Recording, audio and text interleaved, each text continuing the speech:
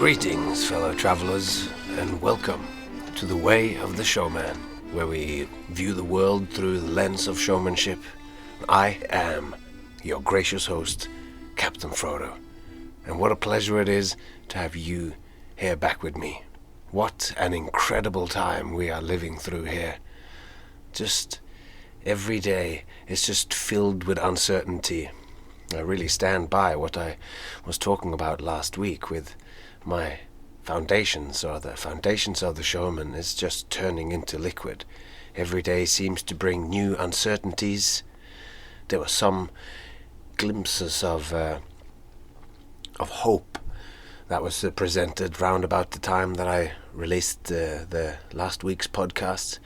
There was rumors that the Phase 3 here in Las Vegas, where we would potentially see shows opening, that could happen, but now, this week, cases are spiking, and the world is still a very complicated place. The virus has come to stay, and I don't want to talk and go on too much this week about how everything is broken. I'd rather like to focus on the fact that as the world has been closing down and the parameters have been changing, the fact that we don't have crowds, and the fact that the virus has come here and that we have social distancing, we need to stay apart to stay safe, that means that we are living in a time of constraint. And constraints in a workflow is a very important thing. Like, if you're having a brainstorm and everybody's throwing their 5 cents on the table and any random person can say anything, then it just ends up being quite wishy-washy. You need to place some constraints into what you're doing. Like if you're making an act or a show, you might want to decide that you only want it to fit into 2 suitcases, for instance. Or you want it to be able to be suitable for watching for children, or you want it to be for families, or strictly adult late-night audience. All these are constraints that would help guide you towards creating good work. And in a certain sense, as creative artists, we have this unstoppable flow that is inside us of wanting to discover and experiment and see what is new. What can we do? What kind of novelty can we bring into the world? After all, another way to describe what I do is that I am a novelty act. I'm looking for the new, and this time that we're going through now, these constraints are making this time a very creative time. All these creative solutions that we will be taking now over the next little bit on how to bring the craft of showmanship back to the world, these will be the next generation's generic lines. When you're a street performer, there is a sort of a pool of lines that are called generic lines. Somebody, of course, made those up, but then one person stole it, and then another person stole it from that person, and eventually they're becoming generic lines. Like, when you start a street show, you put a rope or you pour some water from a water bottle around on the ground, marking where your stage edge is, and you get people to come up to it. All these things have been done first by someone.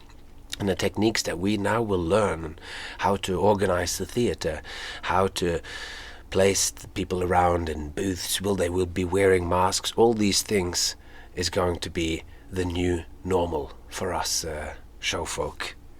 I think it's exciting. And in terms of on individual developments of us who are sitting back home in our houses and in our caravans in the hot Nevada desert, or wherever you might find yourself during these strange times, you will also be needing to channel your creativity in a new way.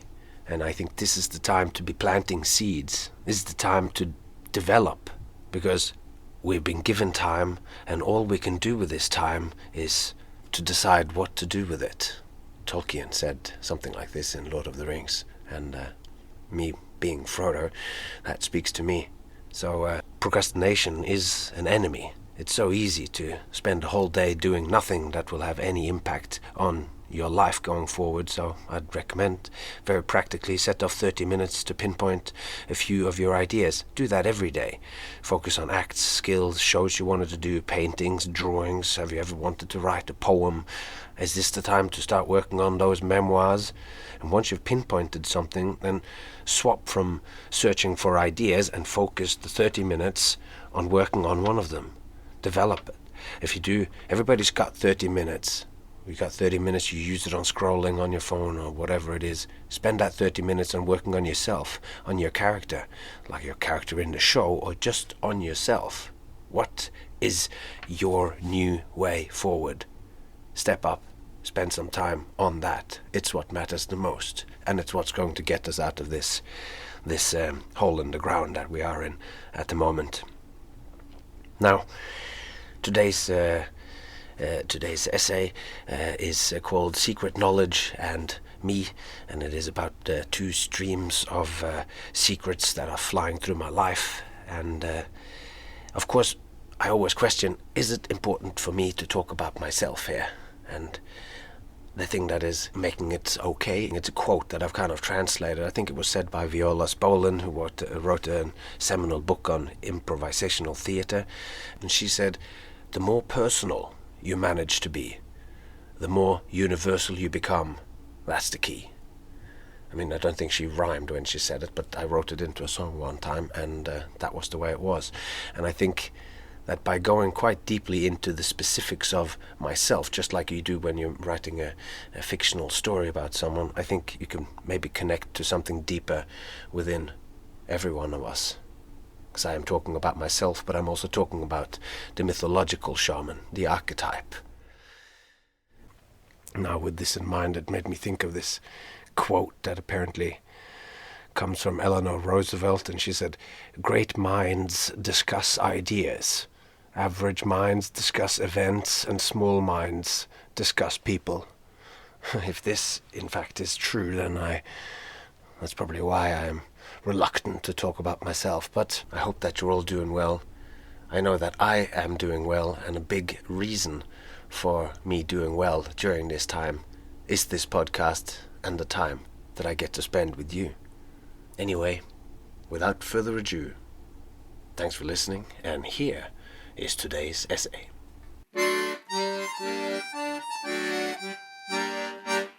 Secret Knowledge and Me. By absolute chance, when I was going to be enrolled in school, it turned out I would get the very same teacher my dad had endured so many years ago.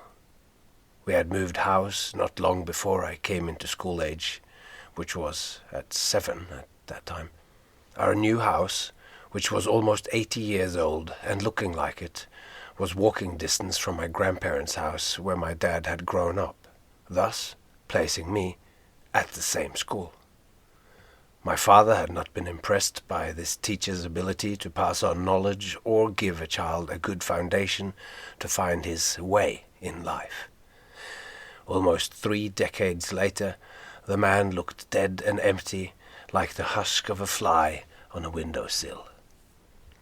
When my mum and dad asked who my teacher would be, the lady doing the initial paperwork told them it didn't matter, since they had no choice anyway.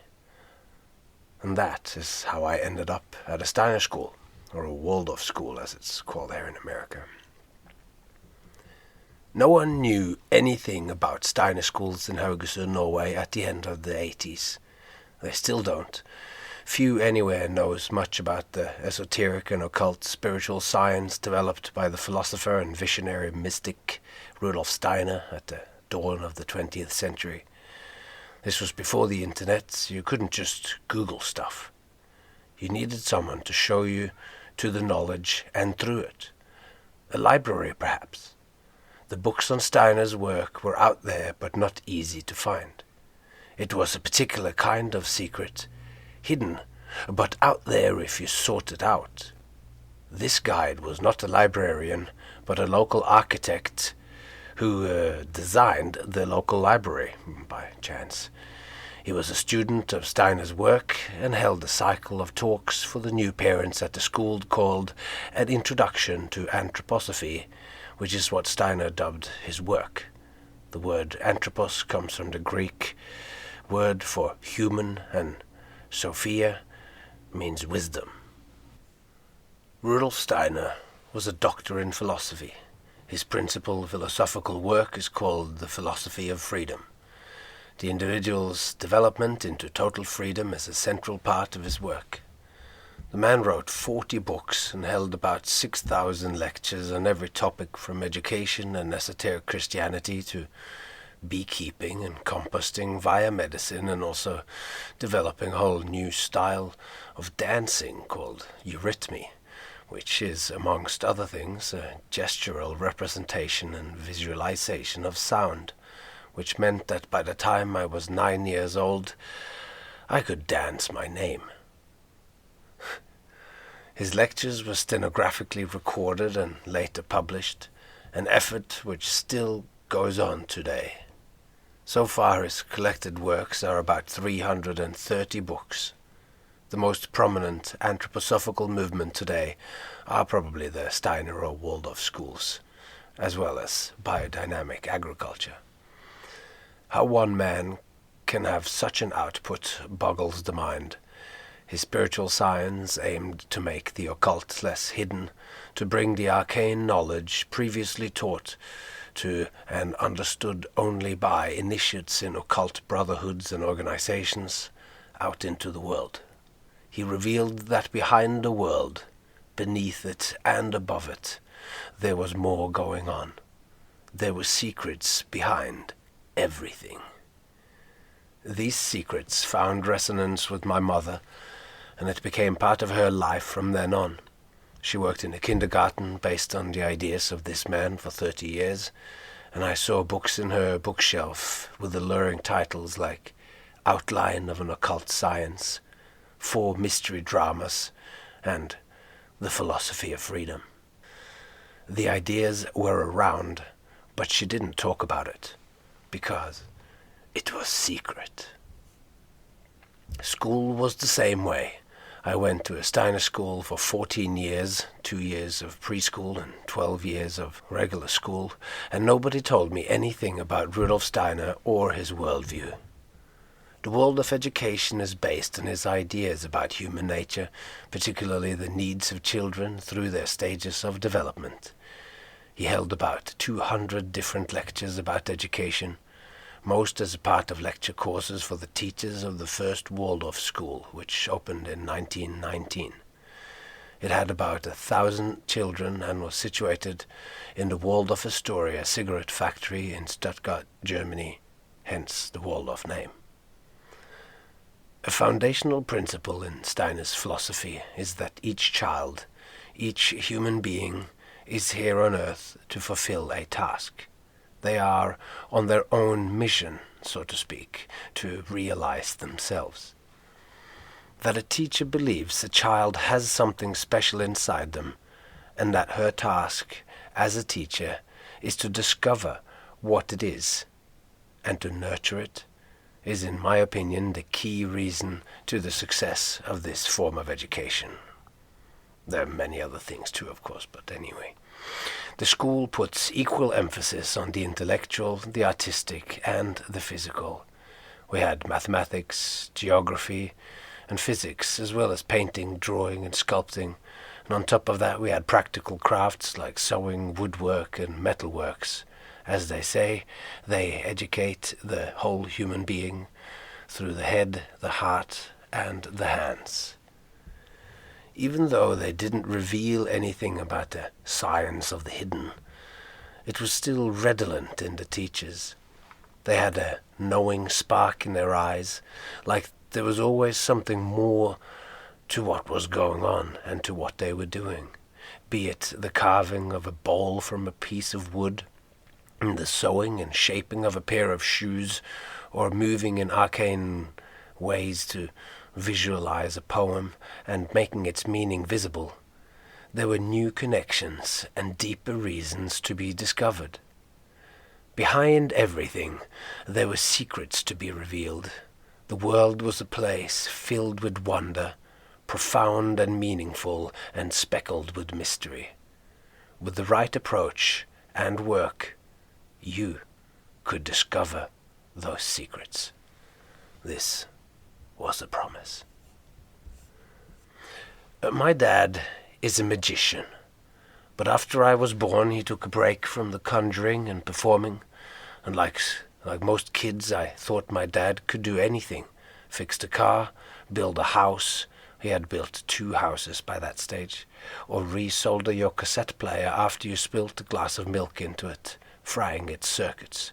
Normal dad things. But there was more to my dad. My mind was blown when I was 7 and saw him perform for the first time. It was at a fancy dress party, right about the time I started school. Dad was busy renovating our dilapidated house on top of the Pretzel Hill. That was our address, 14 Pretzel Hill. My dad performed his magic, dressed up as a hobo. It was fancy dress after all. I don't remember much, but I remember him doing a magic trick where he poured 3 different colored drinks from the same bottle after stuffing silk handkerchiefs with corresponding colors into the neck of the bottle before pouring. He had things on his table that I had never seen before, including a bunch of feather flowers, strange objects no one ever sees except in the hands of magicians. He picked me as a volunteer, and when he asked me if we had ever met before, I had been instructed to answer, "No, Dad." I think that might have been my first stage laugh. My dad, he also went to an Introduction to Anthroposophy course, but he did not get bitten by the occult bug, perhaps because he already had his own secret knowledge, the seed of which was planted in him not by a mystic visionary, but from his great-uncle who went by the stage name Certini. With a stage name like that, it does not take Sherlock Holmes to work out the type of stagecraft he was engaged in. A magician of the old majestic type, shiny top hat, tails, white gloves, manipulating cigarettes, coins, and cards to the soundtrack of a tango recorded from Scratchy's 78 records. A master of sleight of hand, noted by him placing 4th in the manipulation contest at FISM, which is the World Championship of Magic in Brussels in 1967. So in short, he was the kind of uncle who, at parties, if pushed, could pull endless coins from the ears and noses of the younger family members. And I think these kinds of uncles, with their endless card tricks or magical party pieces, are to blame for both the love many of us have for magic and the dislike others experience with the thought of it. It was from him my father learnt his first secrets, which started his lifelong love affair with magic and secrets. The secrets of conjuring are of a particular type. You must swear under pain of death not to reveal any secrets to a layperson, yet you can access them all in a magic shop. There are a lot of magic books. David Copperfield, a fellow resident of Las Vegas, has a private magic library containing more than 15,000 volumes on the illustrious art.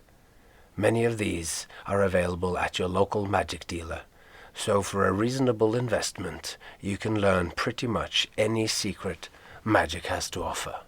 It's the same way with the secrets of Rudolf Steiner. If you seek them, you will find them. All that's required is the will to do so and the tenacity and time to dig it out. These days, Steiner's complete works, or the Gesamtausgabe, are available for free online, both in German and English. The secrets are out there. Of course, with thousands of esoteric lectures and thousands of magic books, where do you start? And this is where a mentor like Great-Uncle Certini makes all the difference. If we break down magic into its simplest forms, we can say that each conjuring trick is happening on 2 levels simultaneously. It's the levels of effect and method. The effect is what the spectator sees.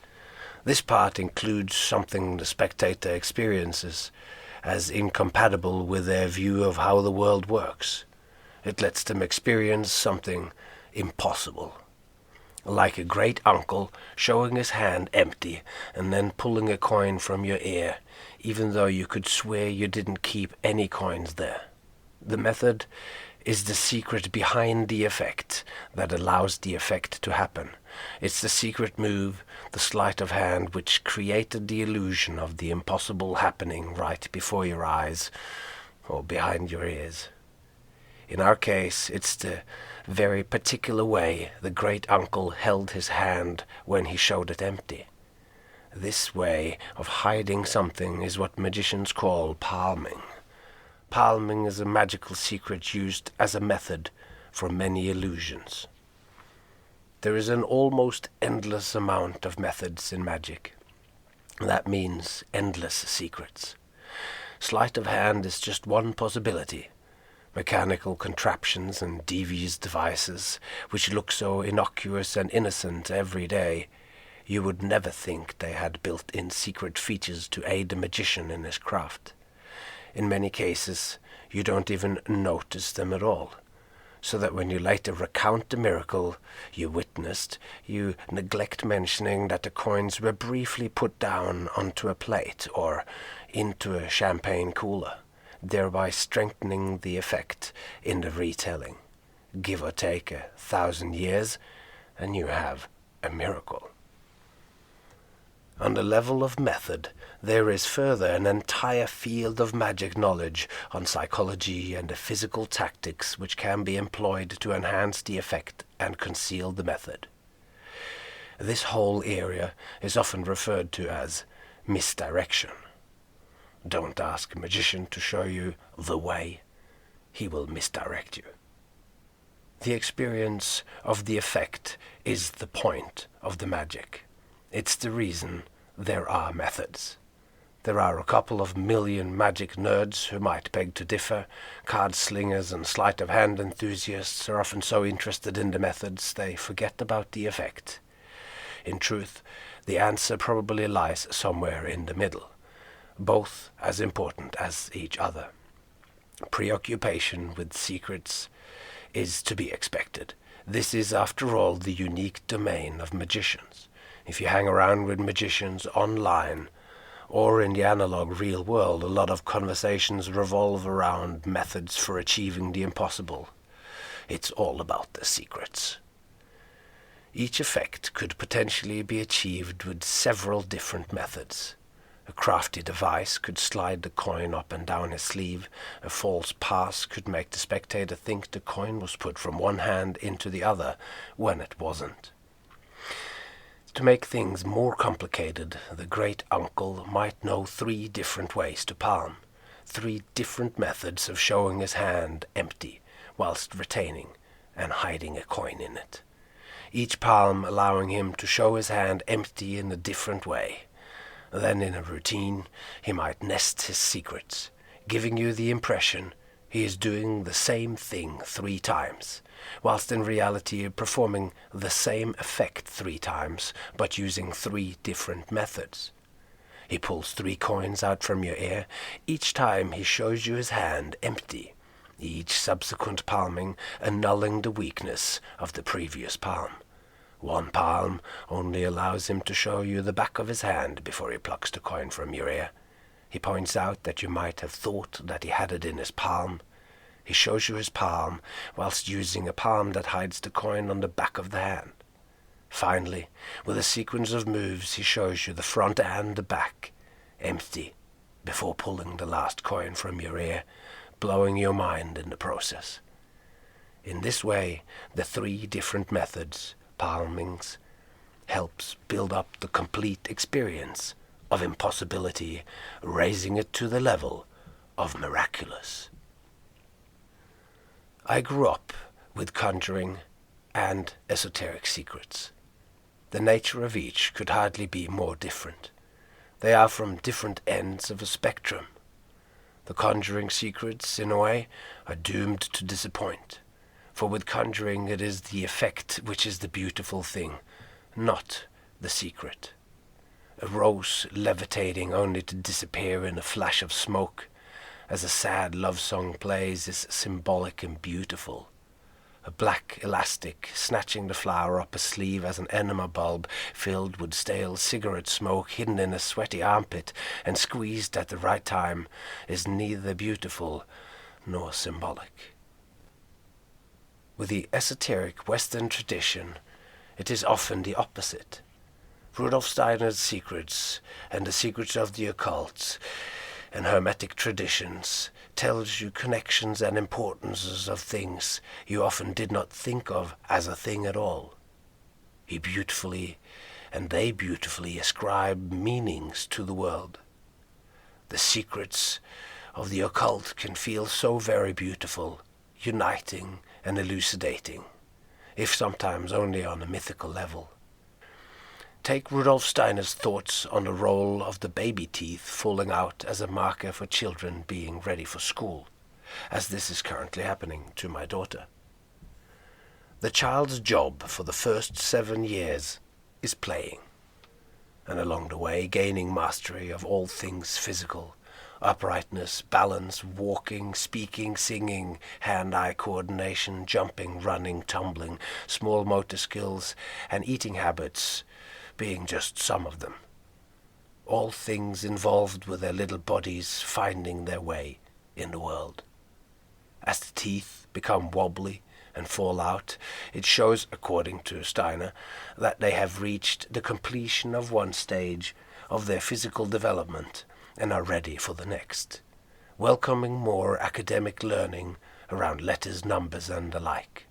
Steiner explains that in the first 7 years, a child's body is transforming from expressing the inherited characteristics of the mother and father to one that represents the full personality of the child.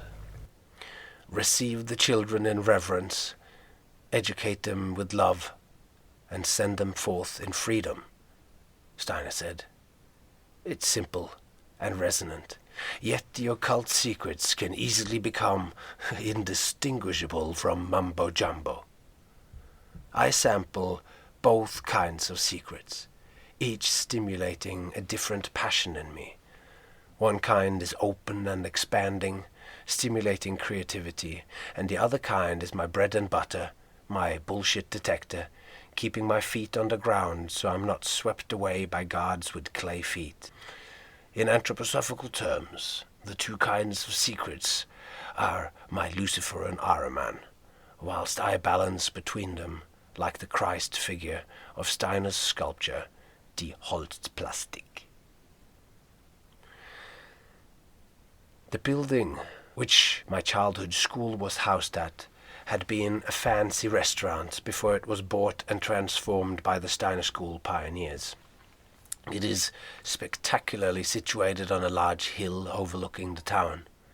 This gave the restaurant stunning views of the frequently rough North Seas, and on a good day you could see all the way out to the island of Utsira, the smallest municipality in Norway, 18 kilometers off the coast, perhaps whilst enjoying a Campari and soda.